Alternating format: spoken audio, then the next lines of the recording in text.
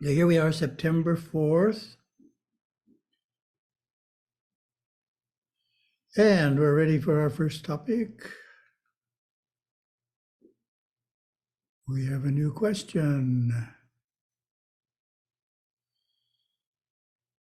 How can we objectively assess where we are in the path and which chakra our consciousness abides in the most? At times it feels like a yo-yo between a few. During powerful pujas, I can feel a presence between my eyebrows and visualize deities' white light, but equally in day-to-day life, I can get frustrated by small things and feel like I'm not being the best version of myself. So we'll start the answer with a quote from Gurudev.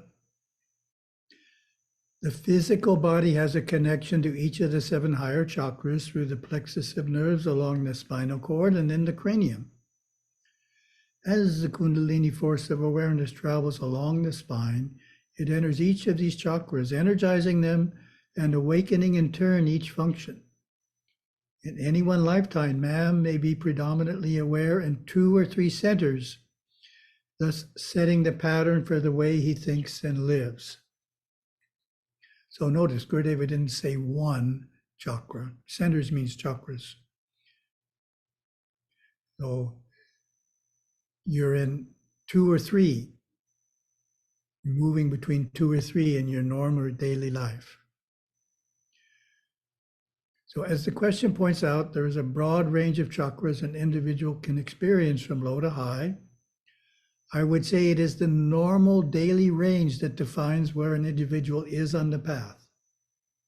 It's not what happens when you go to the temple and attend a special festival. It's not what happens when you have your worst day possible. It's the normal day.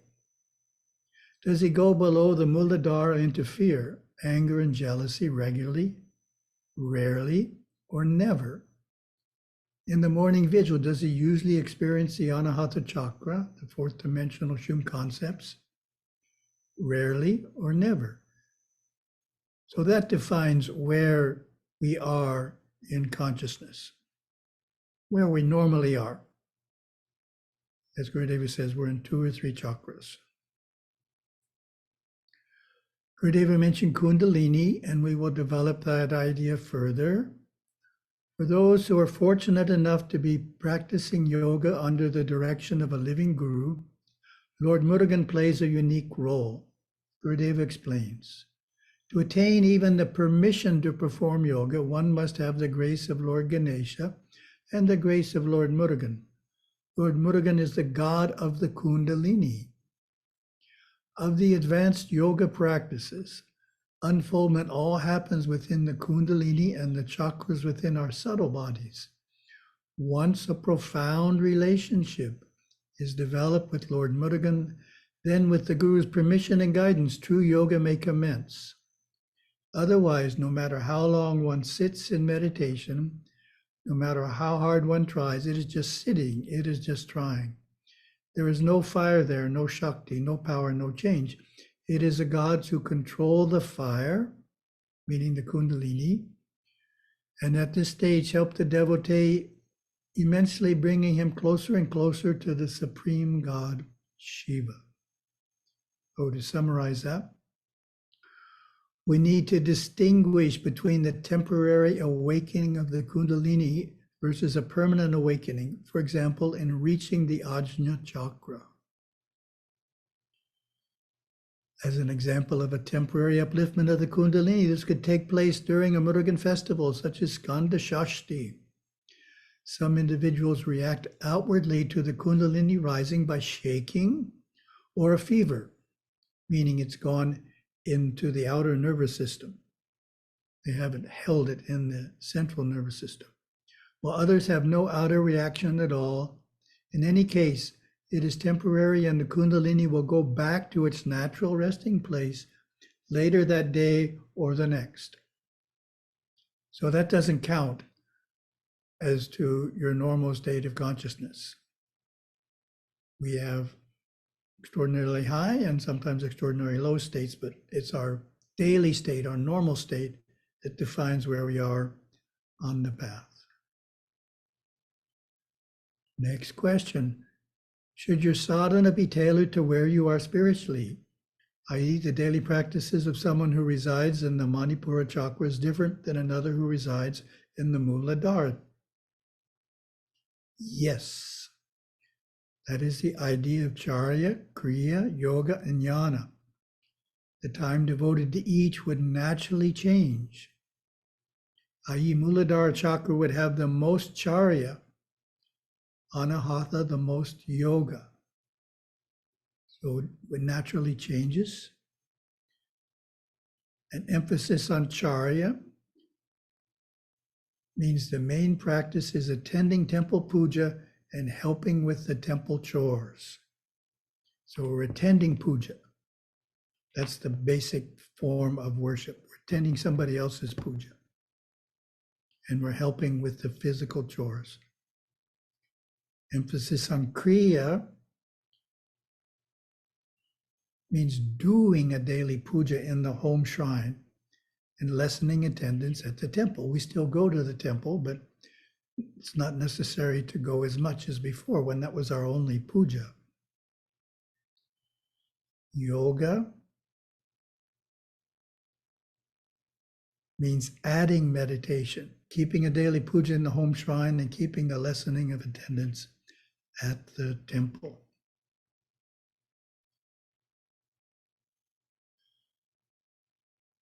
And a question came in about a spontaneous comment I made in the presentation of sub-superconscious versus superconscious mind in a recent Zoom satsang. What I said was, the soul in itself is not concerned about making money for retirement or sending the kids to college. Practical things like that are not the natural concern of the soul. The soul is there in its own world of deities and gurus and profound samadhis. But that same intuition can be brought through to help us in the areas of the conscious and subconscious mind by providing intuition, clarity, and insight. So it was a spontaneous comment, and if I had written it down and edited it, I wouldn't have said soul, because that's confusing. The word I should have used is superconscious. I'm trying to show the difference between pure superconsciousness and sub-superconsciousness. So we'll read it again using the word superconscious. The superconscious in itself is not concerned about making money for retirement or sending the kids to college. Practical things like that are not the natural concern of the superconscious. The superconscious is there in its own world of deities and gurus and profound samadhis. But that same intuition can be brought through to help us in the area of the conscious and subconscious mind by providing intuition, clarity, and insight. Hope that makes it clearer there.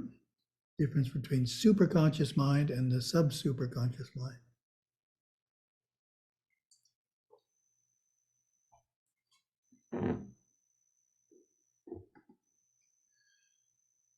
And we'll relate this to awareness. A good way to look at this is when we are in the waking state, our awareness is actually functioning on 3 levels at the same time. Probably haven't heard that one. We have awareness of the external world and our thoughts. Awareness on the sub-superconscious level is also active, but we are generally unaware of it. It could be trying to solve a question we asked ourselves yesterday. Awareness on the superconscious level is also active, but definitely most individuals are not aware of this level when in the waking state, but it is still there and functioning. During meditation, we can access more consciously awareness on the sub-superconscious levels and superconscious levels. And it's all taking place in the current moment. In other words, we don't have to wait for the future for this to turn on. It's already turned on. It's just we're not able to access it very efficiently. So we had some Shum concepts. Previously, we learned two of them. Ni'imf, awareness flowing through the mind, being singularly aware of one area and then another. That's the one that can look down on look out into the external world from an inner perspective. Then we had another one in Shum called I'if, awareness flowing or traveling from one area of the higher mind to another in the fourth and fifth dimensions. So that's the sub-superconscious. And then Gurudev explained that these can change places. I'if is awareness traveling, flowing constantly in the fifth and fourth dimensions. Unless one is totally aware, one is not at all conscious of the happening, but only conscious of Ni'imf and its flow, then in deep meditation of I'if and its flow. There are times when Ni'imf changes places with I'if, and the change is unnoticed until afterwards. This is when one begins to see intuitively that which is in the fourth and fifth dimensions. And as we talked about, you can sustain a meditation if you do it regularly. I'if is sustaining it. If you do the same meditation, it's there, but I'if is actually sustaining it for you. All you have to do is tune into it. That's the advantage of meditating regularly. It's easier to tune into things. Then we have a third one. I'imf, awareness traveling in the sixth dimension separate and apart from Ni'imf, or I'if. So this is a third one. It has the function of traveling and focusing. I'imf is always experiencing, even when one is other states of awareness. The still small voice of intuition is an offshoot of I'imf. Deep intuition is first from I'imf, giving the false feeling that someone is talking to us or a message is being given to us by some outside source. And then, as Gurudev explained before, I'imf can also change places with I'if and Ni'imf in its flow. In other words, one of these states of awareness will be in the foreground and the other two will be in the background. And which is in the foreground would change according to what one is primarily doing. External work, looking for a solution to a challenge, or striving to explore the sixth dimension of the soul body and deities. How do we get rid of karma? Or in Tamil, kanma malam.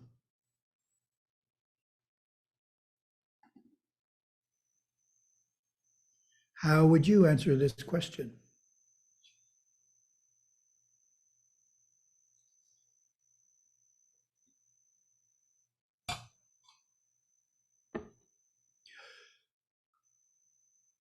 What's the way most of our karma is gotten rid of, resolved, goes away?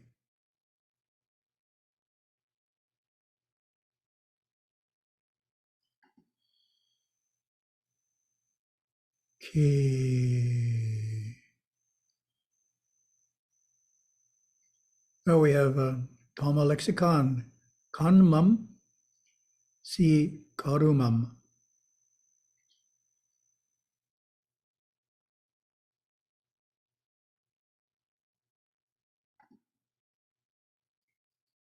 Oh, we have to look up karumam. Action, word, deed, fruit of deeds. So the word karma is very broad, it means action. Any kind of action is a karma. That's why you need another word with it.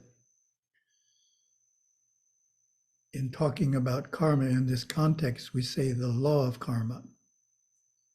Then we know we're talking about action and reaction, the law of karma. Or karmic fruits. How are our karmic fruits resolved? There's a related word I saw, which is useful. Kanmam Uchita, to experience the results of one's deeds. So that's getting close to the answer. How do we most commonly resolve karma? It involves experiencing the results of one's deeds, the reactions.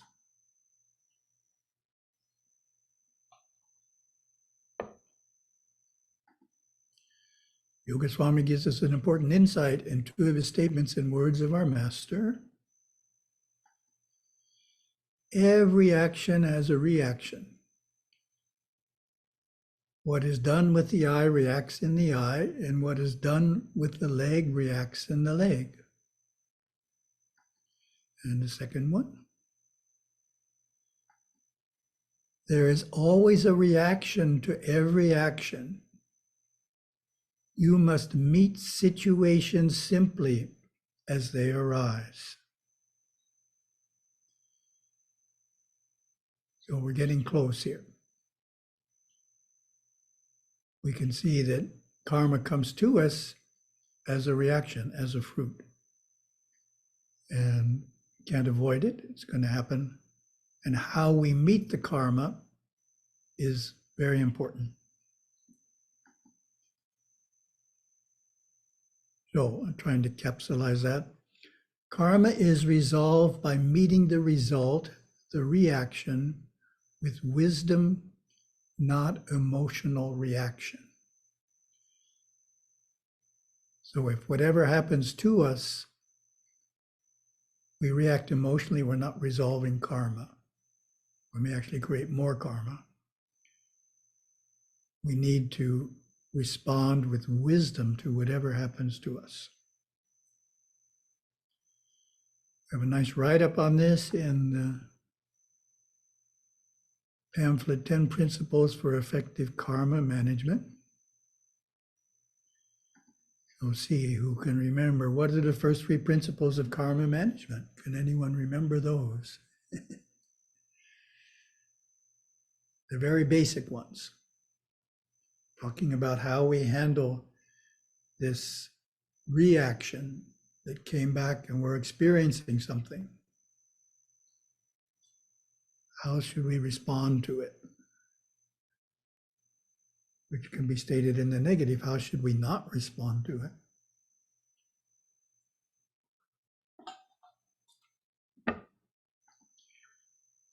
Okay, well, the basic response is to forego retaliation.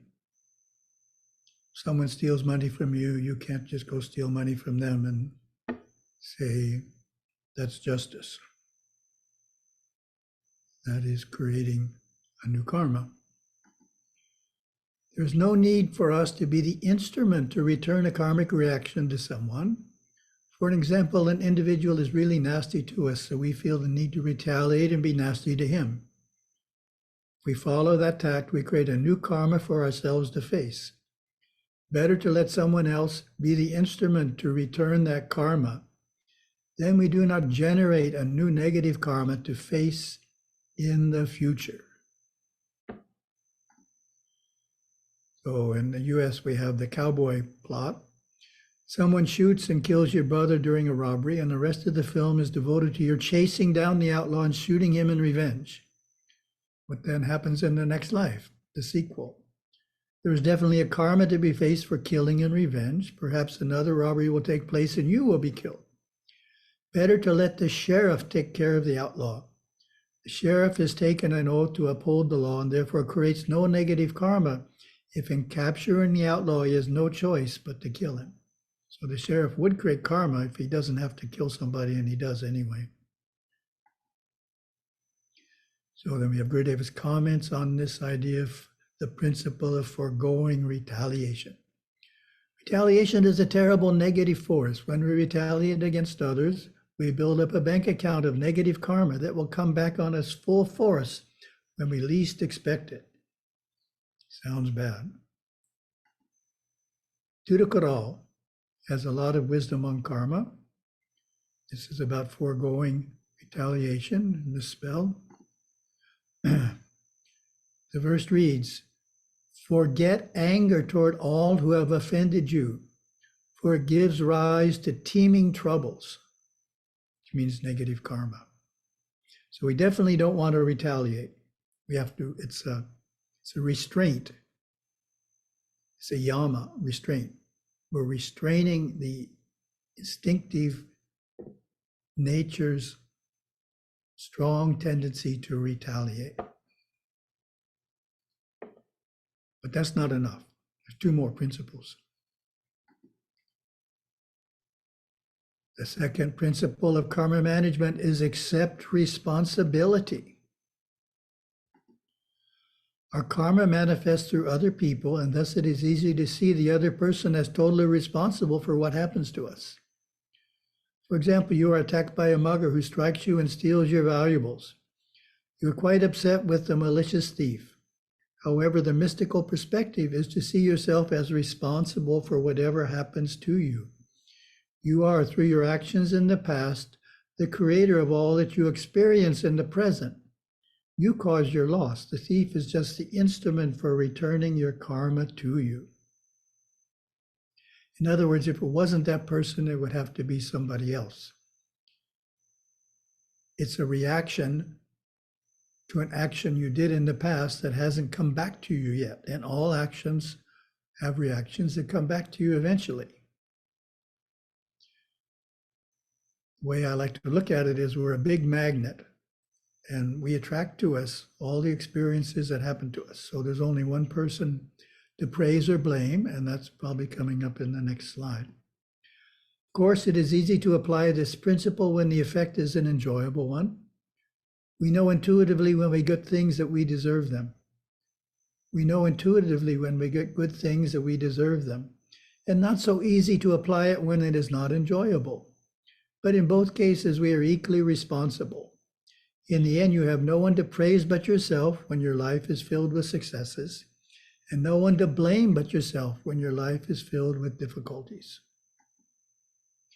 So then we have a comment from Gurudeva on the principle of accepting responsibility. As long as we externalize the source of our successes and failures, we perpetuate the cycles of karma, good or bad.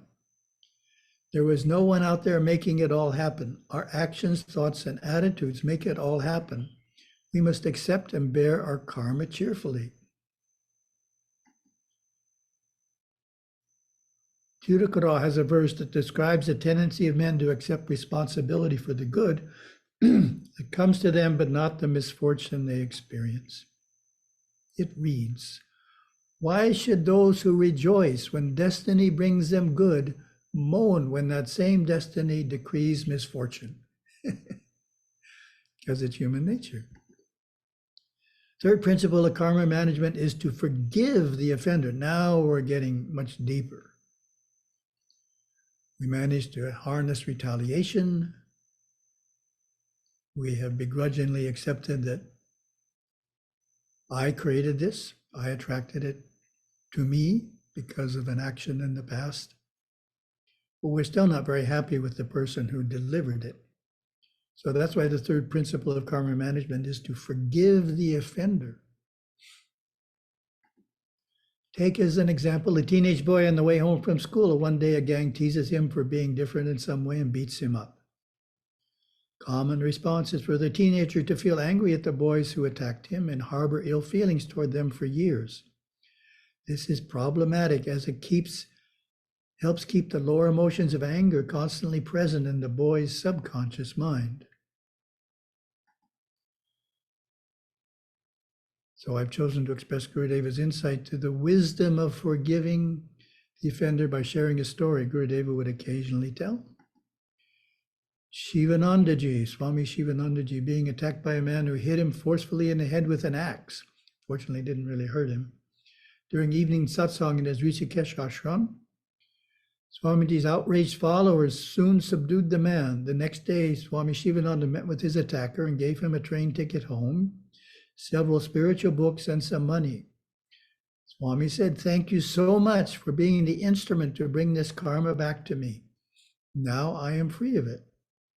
He felt no anger toward the man whatsoever. So that karma is gone.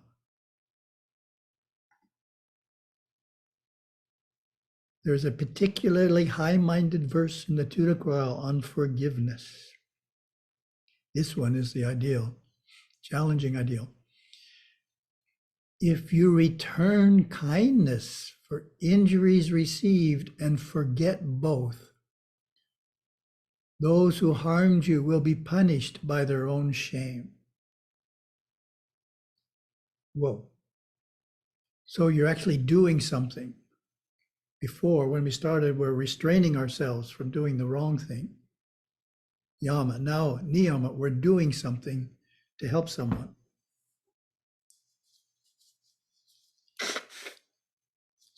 And they'll be punished by their own shame means they realize there's a higher minded way of living. You're teaching them by your example. There's a higher minded way of living than the way they were behaving. Well, that's very interesting. We'll continue on karma next time. Second topic is, as usual, character building. Initiative is the character quality, 32nd one from our workbook. And we'll let you try and define initiative.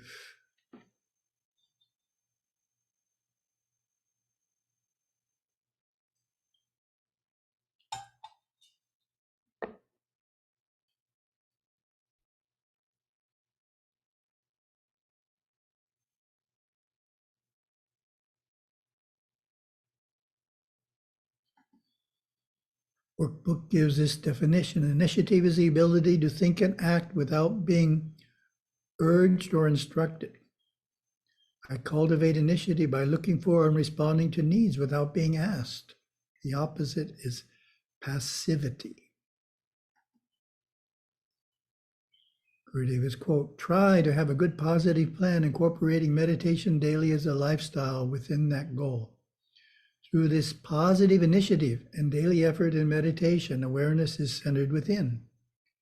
We learn how to disentangle and unexternalize awareness. As soon as strong initiative is taken to change our nature toward refinement, a new inner process begins to take place. So that's showing initiative is very helpful.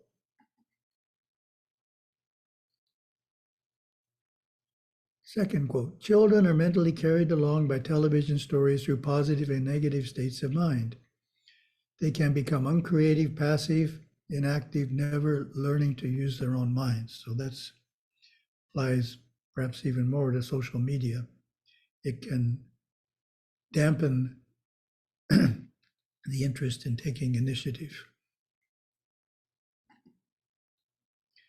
Comparing the actions of one who has initiative to one who is passive.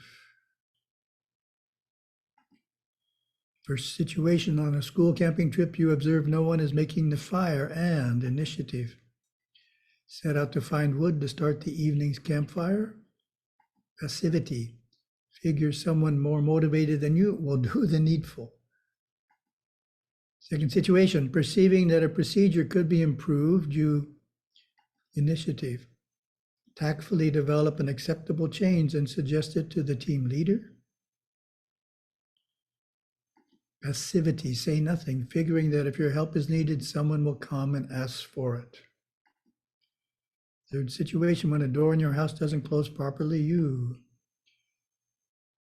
initiative, call up a YouTube video showing how to fix it and shop for the parts. Modern do-it-yourself approach involves YouTube.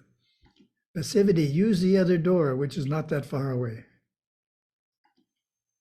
And reflection, take a moment to identify a few ways in which you can improve in initiative.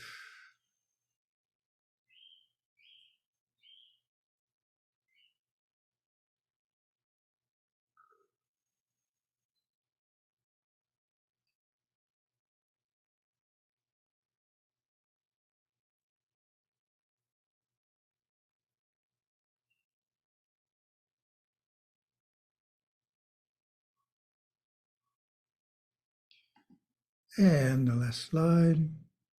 During these 2 weeks, find at least 3 opportunities to take the initiative to improve or help matters when you otherwise might have remained passive. Okay, so let's see what we can do here. I'm on 2 screens instead of 1. Can't do that.